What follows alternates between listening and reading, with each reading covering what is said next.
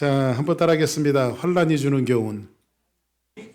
자, 이제 오늘은 여러분들과 이제 사도행전 지난주에 이어서 계속하고 다음 주일은 이제 아무래도 성탄주일이니까 성탄에 맞는 메시지를 여러분들에게 드리고 또 이제 사도행전이 끝날 때까지 계속해서 사도행전은 이어집니다. 우리 한 번만 더 따라하겠습니다. 환란이 주는 교훈. 자, 우리 지난주의 말씀에 이어서 사도 바울이 이제 예루살렘으로 돌아갔습니다. 예루살렘에 들어갔는데 이방인들도 아닌 자기 동족들이 사도 바울을 매질을 합니다. 길 한가운데서 매질을 합니다. 어떤 오해가 있었는데 그 오해는 뭐냐면 사도 바울이 이방인을 데리고 하나님의 성전에 들어갔다라고 하는 오해를 받아서 이제 유대인들이 같은 유대인이었던 사도 바울에게 매질을 하고 막 이렇게 집단 폭행을 하게 되어진 거죠. 그때에 이제 천부장과 노마 병사들이 오게 되어지고 천부장은 사도 바울이 변론할 수 있는 기회를 주게 되어지면서 사도 바울은 내가 어떻게 하나님을 만났고 다메섹에서 만난 하나님은 어떤 하나님이었고 내가 어떤 일련의 과정을 통해서 하나님의 복음을 전하게 되어졌는가를 소상하게 이제 사람들에게 전하는 그러한 일들을 지난주 여러분들 살펴봤습니다.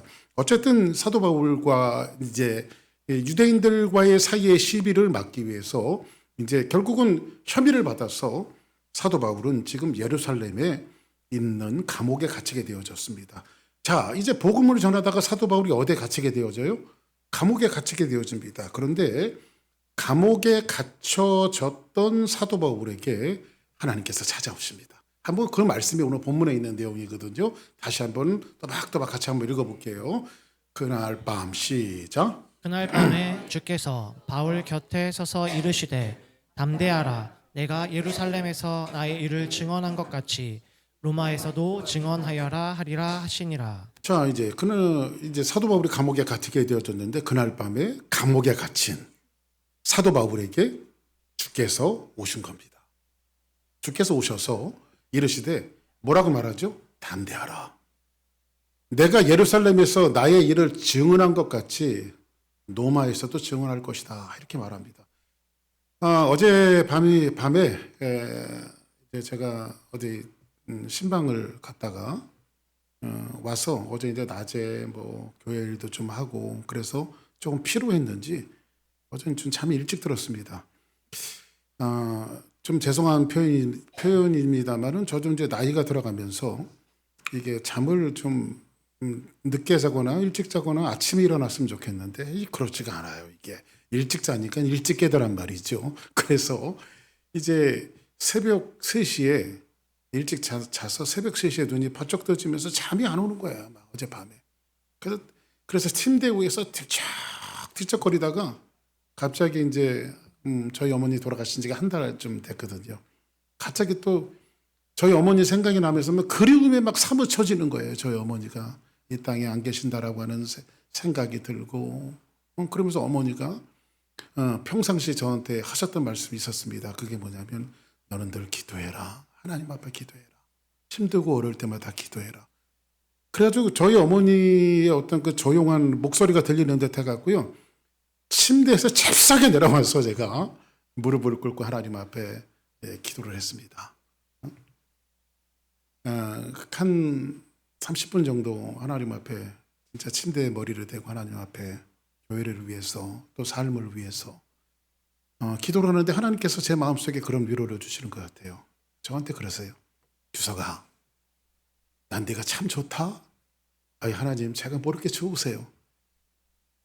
나는 네 어미가 기도한 것처럼 너도 기도하니까 참 좋다. 그러면서 너희 어미도 잠이 안 올 때든지 언제든지 늘 기도하는 너희 어머니의 모습이었다. 하면서 하나님께서 조용히 위로를 주시니까요. 자다 말고 침대에서 제가 울었다니까요. 하나님의 그 조용한 음성을 듣고 오늘 사도 바울이 복음을 전하다가 하나님의 말씀을 전하다가 감옥에 갇혔습니다. 주께서 누구로 찾아오셨어요? 감옥 안에 갇힌. 지금 사도 바울은 그냥 조용히 갇힌 사람이 아니라 사람들에게 집단 구타를 받고 터지고 깨지고 그리고 복음을 증거하다가 지금 사도 바울이 결국은 감옥에 갇히게 되어졌는데 그날 밤에 주께서 바울 곁에 서서 말씀하시는 겁니다. 바울아, 담대하라. 이렇게 말씀하십니다. 그리고 내가 예루살렘에서 내가 나의 일을 증언한 것 같이 너는 곧 얼마 안 있으면 그 저 노마, 세상의 중심이라고 한 노마, 그 당시에는 노마가 세상을 다 다스리고 있었을 때 그 노마의 중심부에 가서 내가 내 말씀을 증언해야 할 것이다. 사도 바울이 얼마나 위로가 됐겠어요. 그죠? 그리고 이 말씀을 들을 때 얼마나 가슴 벅찼겠어요. 그런데 사실은 이 말씀을 잘 해석해 보면요, 사도 바울을 격려하고 위로하는 말씀보다도요, 지금 이 말씀을 제가 다시 한번 해석을 해드릴게요. 그날 밤에 감옥에 갇힌 사도 바울에게 주님이 오셨습니다. 야, 바울아, 너 담대해야 된다. 왜요, 하나님? 제가 왜 담대하라고 말씀하십니까? 너 예루살렘에서 복음 전하다 얻어 터졌지. 예, 하나님, 지금 얼굴도 터지고 몸도 터지고 이 멍 보세요. 얼마나 터졌는지 제가. 그리고 너 그 대가가 뭐냐? 감옥에 갇혔지. 예, 이 감옥이 답답하고 힘드네요. 너 좀 이따가 노마에 가서도 얻어 터질 거고, 노마에 가서도 감옥에 갇힐 거고, 노마에 가서도 복음을 증거하다가 어려움을 당할 거야. 자, 묻습니다. 격려와 위로의 말씀입니까? 아니면 앞으로 미래에 대한 이 사도 바울이 힘들고 고난과 어려움을 받을 거라고 하는 말씀입니까? 1번, 2번. 그렇죠, 2번이죠. 우리 성도들은 아주 지혜가 충만하셔서 대답을 잘 하시는 거예요. 2번이죠. 내가 예루살렘에서 폭행을 당하고 핍박을 당하고 복음을 증거하다가 어려움을 당한 것처럼 너의 일생은 지금도 고난과 환난과 어려움이지만 얼마 안 있다가 네가 서야 할 그 노마 땅에서도 너는 감옥에 갇히게 될 거고 사람들에게 미움을 받게 될 거고 환난을 받게 될 거고 어려움을 받게 될 것이라고 하는 사실을 지금 감옥에 오셔서 예수님이 지금 누구에게 말씀하시냐면 사도 바울에게 말씀하시는 겁니다. 그래서 뭐라고 말합니까? 담대하라고 말합니다. 이것은 노마에서 어떤 고난을 받을 것에 대해서 사도 바울을 지금 미리 준비시키고 있는 거예요, 하나님께서. 왜 하나님께서는 좀 짐을 좀 덜어주시면 좋겠는데 왜 한 짐을 자꾸 져줄까요? 여러분들 우리말에 그런 말이 있죠. 산 넘어 산이라는 말이 있습니다. 적지 않는 세월을 목회를 해왔습니다. 목회하면서 항상 희망이 있습니다. 그 희망은 뭐냐면 요만큼 하나의 산을 넘어가면 목회가 좀 편안해질까 생각하다 보면요, 웬걸이요, 천만의 말씀 만만의 콩떡이에요. 또 한 산을 넘어가면 또 힘들고 어려운 것들이 또 저를 기다리고 있어요. 그것과 또 싸우다 보면 이것만 끝나고 나면 이제 괜찮겠지. 저 앞에 조금만 건축하고 나면 괜찮겠지. 웬걸이요, 뭐 피아노도 고장나고 터지고, 응? 교육관만 건축하면 괜찮겠지. 그럼 하나님께서 하늘에 있는 자가 비웃으시며 이놈만 너 그것만 하고 그만두려고 그러느냐. 그건 네 생각이고 내 생각은 다르다. 하나님께서 저한테 그러시는 것 같아요. 산 넘어 산입니다. 지금 사도 바울의 사역이 지금 산 넘어 산이에요. 자꾸 주의 사역을 감당하고 연조가 되어지다 보면 하나님께서 이 등에 메어졌던 이 짐들을 하나씩 내려주시면 좋을 텐데 점점 언제까지 사도 바울이 노마에서 죽을 때까지 점점 어렵고 힘든 짐을 메어주시는 거예요. 메어주시는 거예요. 왜 그렇습니까, 여러분들? 그걸 사도 바울이 이렇게 이야기하고 있어요. 로마서 5장 1절 한번 볼까요? 같이 있습니다. 시작. 그러므로 우리가 믿음으로 의롭다 하심을 받았으니 우리 주 예수 그리스도로 말미암아 하나님과 화평을 누리자. 2절. 또한 그로 말미암아 우리가 믿음으로 서 있는 이 은혜에 들어감을 얻었으며 하나님의 영광을 바라고 즐거워하느니라. 하나님의 영광을 바라고 즐거워하느니라. 사도 바울은 평생 살아가면서 하나님의 영광을 바라보고 즐거워했어요. 그런데 그러면서 뭐라고 말하냐면 다만 이뿐 아니라 우리가 환난 중에서도 기뻐하나니, 환난 중에서도 기뻐하나니. 자, 질문합니다. 환난이 기쁘십니까? 저한테 물어보십시오. 목사님, 환난이 기쁘십니까? 왜 기쁠 리가 있겠습니까? 저는 환난 당하고 싶지 않습니다. 고난 당하고 싶지 않습니다. 근데 사도 바울은 뭐라고 말하냐면 사역자가 걸어가는 길이, 목회자가 걸어가는 길이, 성도가 걸어가는 길이 환난은 기뻐해야 된다 이렇게 말하고 환난이 기뻐. 근데 환난은 인내는 연단은 소망을 이룰 줄 알민지라. 할렐루야. 성경은 고난을 기뻐하라고 말하고 있습니다. 그러니까 여러분들에게 제가 이제 강대상에서 이렇게 말합니다. 우리 주사랑교회 성도들은 주님과 함께 고난을 많이 받기를 주의 이름으로 축복합니다. 아멘이 안 나오잖아요. 그럼 이렇게 한번 여러분들에게 말하겠습니다. 우리 주사랑교회 성도들은 2025년도 12월이 다가기 전에 문제마다 해결되어지고 크나큰 대박 같은 축복을 받기를 주의 이름으로 축복합니다. 아멘이 잘 나오잖아요. 그때 사도 바울은 뭐라고 말합니까? 내가 고난 중에 기뻐하나. 환난은 인내는 연단은 소망을 이룰 줄 압니다. 왜 그리스도인들에게는 이 고난과 어려움과 환난과 시련들이 왜 기쁨이 돼야 되는지 아십니까? 마지막 그림을 성경은 요한계시록은 이렇게 말하고 있어요. 최종 승리한 성도들의 모습을 요한계시록 7장 14절에서 뭐라고 말하고 있냐면 시작 내가 말하기를 내 주여 당신이 아시나이다 하니 그가 나에게 이르되 이는 큰 환난에서 나오는 자들인데 어린 양의 피에 그 옷을 씻어 시게 하였느니라. 할렐루야. 어린 양의 피로써 그 옷을 시게 하였느니라. 마지막 그림에 성경 전체가 보이는데 어떤 게 보이냐면 마지막 환난 속에서 그 환난과 고통을 견딘 사람들만이 마지막 최후의 승리를 할 것임을 성경은 말하고 있어요. 오늘 일부 예배도 그런 말씀 드렸고 우리 이제 요즘에 성경 공부 때 성화에 대해서 이야기하고 있습니다. 성화를 이야기하면서 그런 얘기를 드렸습니다. 여러분들 성경의 기본적인 전제가 뭔지 아십니까? 이 땅에는요, 땅 자체가 고난과 환난입니다.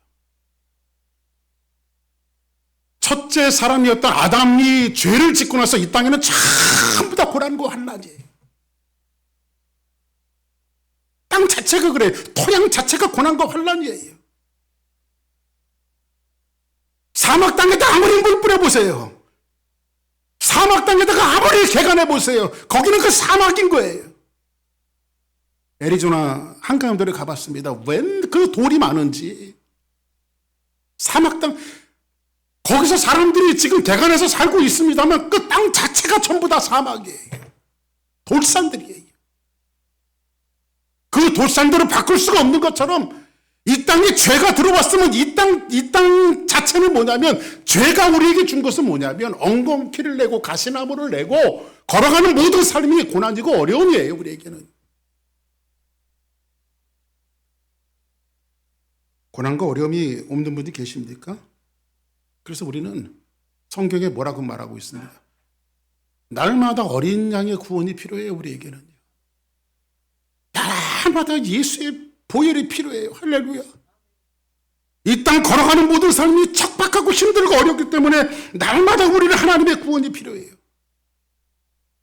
제가 이런 말씀 드렸습니다. 여러분, 거룩과 성결이 뭔지 아십니까? 뭐가 거룩한 거고 뭐가 성결한 겁니까?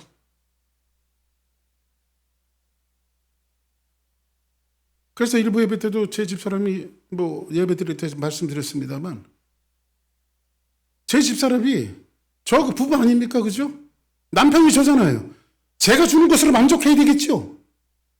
제가 주는 돈으로 만족하고 제가 주는 사랑으로 만족하고 그죠? 제가 주는 것으로 만족해야 부부 아니겠어요? 그죠? 근데 제 아내가 옆집 아저씨가 선물 하나 안 사주려나? 옆집 아저씨가 지긋하게 그윽한 모습으로 나를 한번 봐주지 않으려나? 이건 문제가 있는 거죠.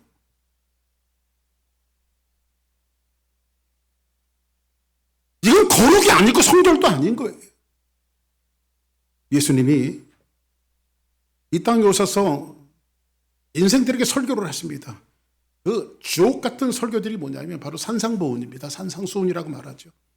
회개하라 천국이 가까웠는지라 말씀하신 다음에 10년이 가난 자는 복이 있나니 천국이 저희 것이며 애통하는 자는 복이 있나니 저희가 위로함을 얻을 것이며 온유한 자는 복이 있나니 저가 땅을 키워 받을 것이며 의에 줄이고 목마른 자는 복이 있나니 저희가 배부를 것이며 화평케 하는 자는 복이 있나니 하면서 계속해서 예수님이 말씀하시다니 그 산상 주옥 같은 설교를 누가 너에게 오지를 가자고 하는지 심리까지 가져오라. 누가 너에게 속옷을 달라고 하는 겉옷까지 대어주어라. 누구든지 먼저 바꾸고자 하는 대로 그 사람을 먼저 대접해라. 이런 주옥 같은 설교를 하시고 맨 마지막에 그 설교의 총 결론을 내리시는데 어떤 결론을 내리시냐면 성결과 거룩에 대한 주제를 말씀드릴게요, 여러분들. 성결과 거룩은요, 윤리와 도덕적인 것이 아닙니다. 착하게 산다고 구원받는 것도 아니며 정직하게 산다고 구원받는 것도 아닌데, 물론 구원 안에는 정직함과 착함과 윤리를 포함하고는 있습니다. 그러나 진짜 구원은 거기서 오는 것이 아니라 예수님이 뭐라고 말합니까?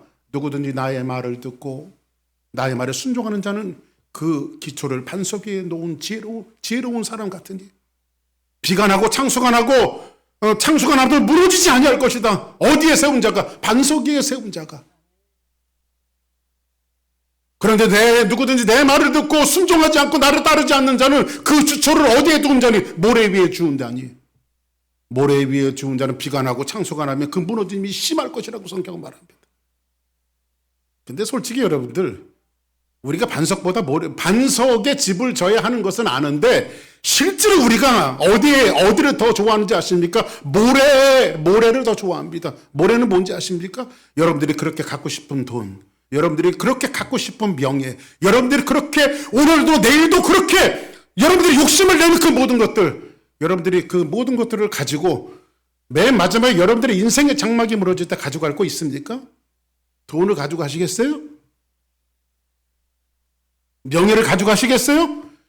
하나님 앞에 가면 야, 너 그때도 너 세상에서 한 가닥 하다 왔구나, 너 대통령 하다 왔구나, 이런 거 묻지 않아요, 하나님께서. 근데 하나님 앞에 갈 땐 딱 한 가지 갖고 갑니다. 그것은 반석이신 예수 그리스도. 할렐루야. 제가 반석에 대해서 오늘 성경 공부하면서도 말씀드렸는데 반석이 왜 예수 그리스도인지 아십니까? 이스라엘 민족들이 광야에 나왔을 때 물이 없어갖고 가래서 모세를 원망하고 하나님을 원망했습니다. 우리에게 물을 내라, 밥을 내라. 이스라엘 민족들이 하나님을 원망했어요. 그때 모세가 나가서 하나님 앞에 기도합니다. 하나님, 곧 저들이 나를 죽이겠습니다. 하나님, 물을 주지 않으면 곧 저들이 나를 죽이겠습니다. 어떻게 하면 좋습니까? 모세가 기도했을 때 하나님이 한 반석을 가리킵니다. 한 반석을 가리켜요. 그리고 뭐라고 말씀하시냐면, 모세야, 내가 오늘 저 반석 위에 서리니, 저 반석 위에 누가 쓰는 거예요? 예수님이 쓰시는 거예요.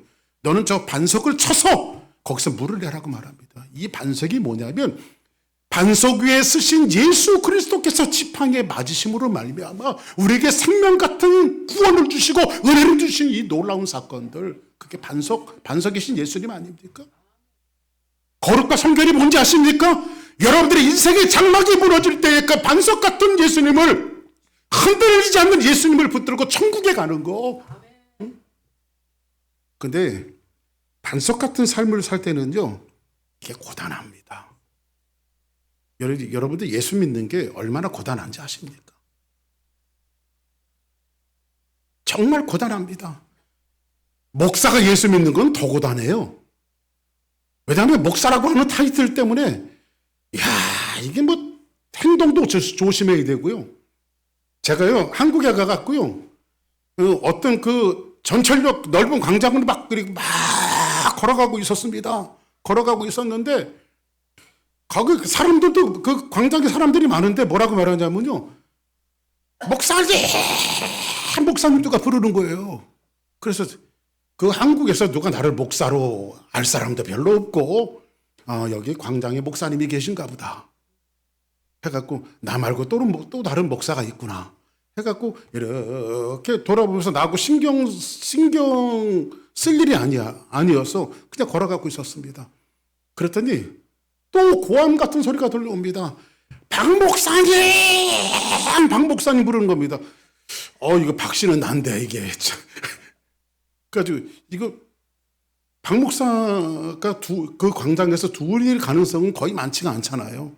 그래서 누가 나를 부르나 보다.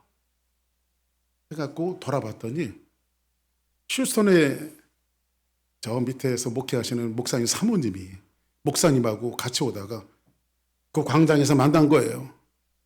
그 제가 지나가는 걸 보고 너무 반가워갖고 저를 부르는 거예요. 그러면서 제가 머릿속에 한 가지 딱 생각했던 게 뭐냐면 어디서든지 잘 살아야 되겠다. 어디서든지 잘 살아야 되겠다. 목사로서의 그 모습을 가지고 살고 여러분들은 성도로서 직분자로서 집사님으로서 권사님으로서 장로님으로서 여러분들이 가진 그 직분에 맞게 살아가는 거 얼마나 중요한지 몰라요. 이게 뭔지 아십니까? 바로 십자가예요. 십자가는 고난이죠. 그래서 예수님께서 뭐라고 말씀하시는지 아십니까? 예수님이 지신 십자가 나도 지게 하옵소서. 여러분 그런 기도 하지 마십시오. 예수님이 지신 십자가는 예수님이 지신 것으로 끝났어요. 근데 십자가 지신 예수님이 우리에게 하시는 말씀이 뭔지 아십니까? 누구든지 나를 따라오려거든 자기 십자가를 지고 나를 쫓을 것이니라. 하나님께서 여러분들에게 맡겨주신 십자가가 바로 있어요. 근데 십자가는 뭡니까? 바로 고난입니다. 십자가는 뭡니까? 바로 환난입니다. 십자가는 뭡니까? 바로 고단한 삶입니다. 그래서 여러분들 반석 위에 집을 짓는다라고 하는 것은 예수 믿는 게 여러분들 보통 고단한 삶이 아닙니다. 이것이 우리에게 환난이 주는 축복 아니겠습니까? 성경이 이렇게 말합니다. 고린도후서 1장 8절 한번 보겠습니다. 시작. 형제들아 우리가 아시아에서 당한 환난을 너희가 모르기를 원하지 아니하노니 힘에 겹도록 심한 고난을 당하며 살 소망까지 끊어지고. 사도 바울이 복음을 증거할 때 여러분들 뭐라고 말합니까? 힘에 겹도록 심한 고난을 당하여 살 소망이 끊어지고. 오래전에 어떤 집사님이 저를 찾아오셔서 상담하셨습니다. 첫마디가 뭔지 아십니까? 저녁 때쯤 저하고 상담을 했는데 그 집사님이 저한테 하신 말씀이 뭐라고, 첫마디가 뭔지 아십니까? 목사님, 저는 내일 해가 뜨는 것이 두렵습니다. 얼마나 고난을 당하고 있었으면, 얼마나 힘든 일을 당하고 있었으면 내일이 온다라고 하는 그 자체가 두려운 거예요. 뭐라고 말합니까? 우리는 우리 자신을 사형 선고를 받은 줄 알았는데, 사도 바울이 목숨을 끊어진 줄로 사형 선고를 받은 줄 알았는데, 이는 우리로 자기를 의지하지 말고 오직 죽은 자 가운데서 다시 살리시는 하나님만 의지하게 하려 하십니다. 왜 고난이 중요한지 아십니까, 여러분들? 고난을 당하면요, 우리가 저를 의지하고 있다가, 나 자신을 의지하고 있다가 애라도 감기 걸려야 하나님 찾잖아요. 그렇죠? 그래서 주상 성도들에게 제가 묻습니다. 도대체 기도하지 않으시면 무슨 배심으로 사시는지 저는 이해가 안 돼요. 여러분들. 비나이다 성도님들께 비나이다. 기도하러 나오십시오. 아멘. 어떤 목사님은 그러더라고요. 세상에서 가장 교만한 사람이 기도하지 않는 사람이다. 주께 고함 없는 고로 복을 받지 못하네. 사람들이 어찌하여 아랠 줄을 모를까. 기도해야. 하나님은 고난을 통해서 우리를 다듬어라. 고난이 때로는 우리를 힘들게 하고 어렵게 하고 등 떠밀려서 걸어가는 모든 삶이 정말 힘들고 어려울 때에 하나님은 이렇게 말씀하십니다. 환난 날에 나를 부르라. 내가 너를 건지리니 내가 나를 영원하게 하리라. 할렐루야. 고난과 어려움이 있었을 때 하나님을 부르면, 여러분들 구원을 받는 게 어떻게 받는지 아십니까? 아주 심플해요. 여러분들, 누구든지 주의 이름을 부르는 자는 구원을 받으리로다. 할렐루야. 구원을 어떻게 받습니까? 누구든지 주의 이름을 부르는 자는, 예수의 이름을 부르는 자는, 할렐루야, 환난에서 어떻게 벗어날 수 있습니까? 환난 날에 나를 부르라. 내가 나를 영화롭게 하리라. 할렐루야. 고난과 어려움이 있었을 때 주님을 부르는 거예요. 그리고 고린도후서 1장 4절에 뭐라고 말씀하십니까? 시작. 우리의 모든 환난 중에서 우리를 위로하사 우리로 하여금 하나님께 받은 위로로서 모든 환난 중에 있는 자들을 능히 위로하게 하시는 이시로다. 하나님께서 환난 중에 우리를 위로하신답니다. 5절 보겠습니다. 시작. 그리스도의 고난이 우리에게 넘친 것 같이 우리가 받는 위로도 그리스도로 말미암아 넘치는도다. 할렐루야. 하나님이 여러분들의 삶에 고난과 어려움이 있을 때, 환난이 있을 때 주의 이름을 부르는 자는 오셔서 우리를 위로하시고, 여러분들을 위로하시는 그 하나님의 은혜가 여러분들을 강권하실 때 배심이 생겨지고, 세상에 두려운 것들이 많을 때 하나님이 나와 함께 하신다는 것 때문에 여러분들이 담력이 생기고 담대함이 생기고, 할렐루야, 그 은혜가 우리에게 넘쳐나는 거란 말이에요. 할렐루야. 그래서 우리들이 걸어가는 삶이 어떤 삶이어야 됩니까? 눈물을 흘리며 씨를 뿌리는 자는 기쁨으로 거두리로다. 눈물을 흘려가면서도 씨를 뿌리는 거예요. 아멘. 여러분들, 진짜와 가짜가 어떻게 나눠지는지 아십니까? 교회가 여러분들 주사람교회도 걸어갈 때 항상 꽃길만 있을 게 아닙니다. 때로는 힘들고 어려운 일이 있을 거예요. 근데 진짜 교회는 어떤 사람이냐면, 고난이 있을 때 교회에 뿔을 붙들고 교회 기둥을 붙들고 교회를 위해서 섬기는 사람들. 여러분들, 어릴 때 저는 시골에서 자랐습니다. 김정 목사님한테 물어보니까는 모르더라고요. 도리깨라고 하는 거를 농촌에서 안 자라고 서울에서 자라갖고. 근데 저는 시골에서 자랐는데, 도리깨, 우리 어르신들은 도리깨 아시죠? 도리깨. 농사를, 콩농사를 지면요, 콩농사를 바닥에다 쫙 널어갖고요, 빼짝 말립니다. 빼짝 말리면요, 그놈들을 모아다가 멍석 위에다가 올려놔요. 멍석 위에다가. 그럼 옛날 어르신들이 나무로 만든 도리깨가 있어요. 아시죠? 이렇게 하고 탁탁 치는 거 있어요. 이렇게 올려갖고 탁탁 나무로 치거든요. 그러면요, 그 안에 있는 콩들이 아야퐁 하면서 다 튀어나와요. 그냥 그 콩들이. 그리고 쭉정이는 모아다가 다 불에 살라버리고, 알갱이는 모아서 키즈를 약간 갈고군 주님의 품 아래, 곡관 아래 드리는 거예요. 할렐루야. 진짜와 가짜가 나눠지는 거예요. 콩이라고 하는 의미 속에서는 한 덩어리 같지만은 거기에도 진짜와 가짜가 있네. 알곡만 진짜고 쭉쟁이는 진짜가 아닌 거예요. 고난이라고 하는 것은요, 이렇게 힘들고 어려울 때 진짜와 가짜가 나눠지는 거예요. 언제가 제가 한번 말씀드렸죠. 집에 불이 났어요. 집에 불이 났어요.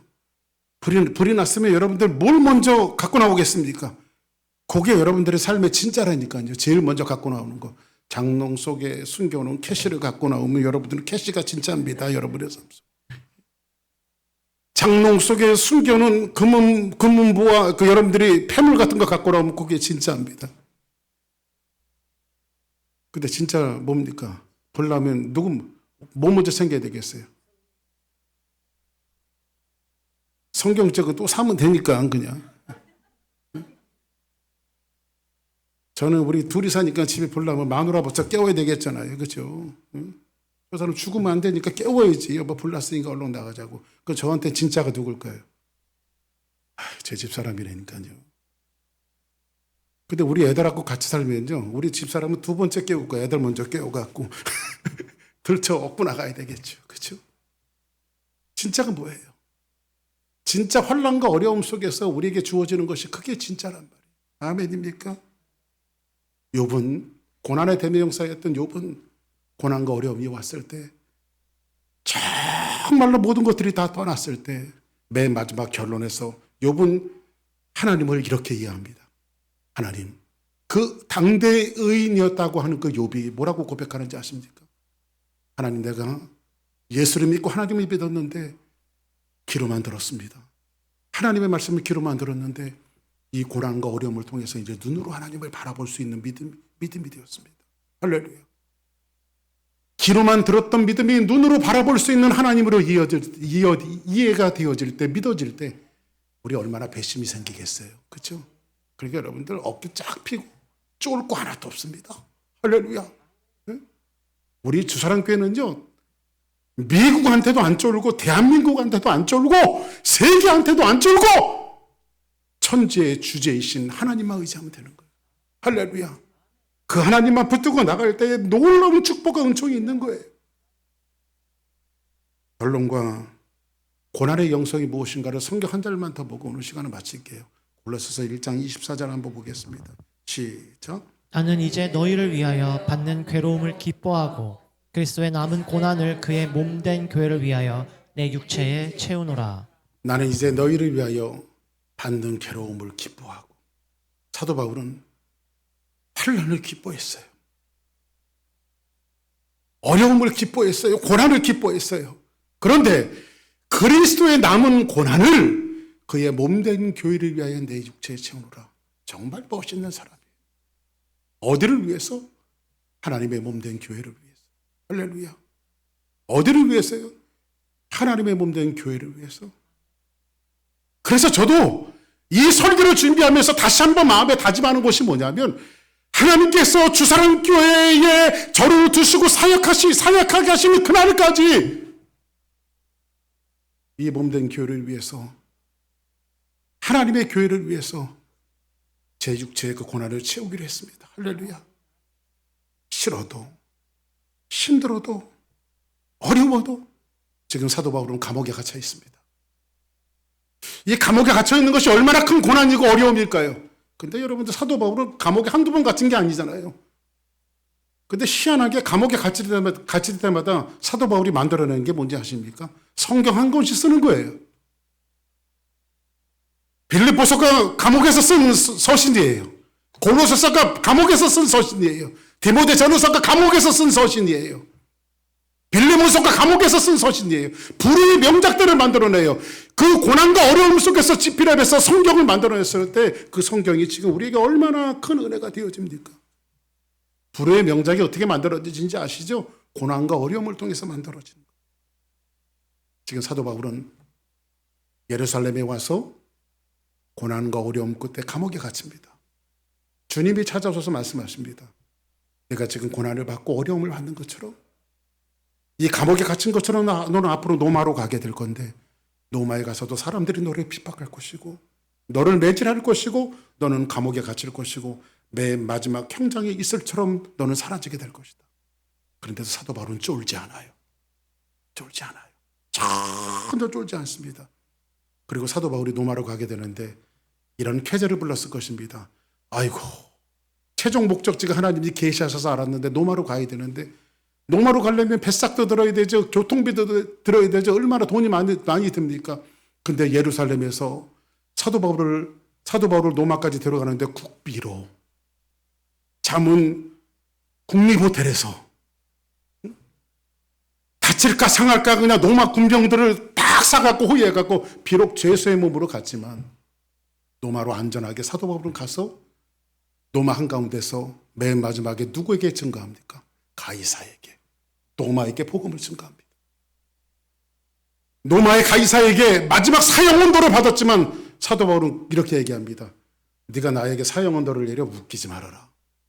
세상은 노마의 가이사의 황제의 이게 맨 마지막 판결 내리는 것이 마지막 판결이라고 생각하지만 웃기지 말아라. 얼마 안 있으면 천지의 주저이시며 세상의 창조주이신 하나님 앞에 쓸 날이 올 것인데 그때 한번 두고 보자. 누가 원하는가? 최종적인 판결은 누가 하시는 겁니까? 하나님이 하시는 겁니다. 사랑하는 여러분, 그래서 여러분들의 삶 속에서 고단하고 핍박이 오고 어려움이 오고 예수 믿는 것 때문에 고단한 삶이 올 때 여러분들은 이렇게 한번 사도 바울처럼 마음속으로 이렇게 외쳐보시기 바랍니다. 한번 저를 따라서 하시기 바랍니다. 두고 보자. 보세요. 한번 두고 보자. 할렐루야. 이 최종적인 승리는 여러분들의 것이 될 것이고 환난은 여러분들을 결국은 놀라운 축복과 은총으로 여러분들이 이끄신다라고 하는 사실 앞에 하나님을 찬양하며 경배하는 우리 주사랑교회 성도들 한 주간도 고난이 와도 믿음으로 견뎌내고 참아내는 오히려 이 환란이 우리에게 놀라운 축복이 된다라고 하는 사실 하나 앞에 당당하게 발걸음 한 걸음 한 걸음으로 걸어가는 우리 주사랑 성도들 되기를 주의 이름으로 축복합니다. 다 같이 자리에서 일어나시겠습니다.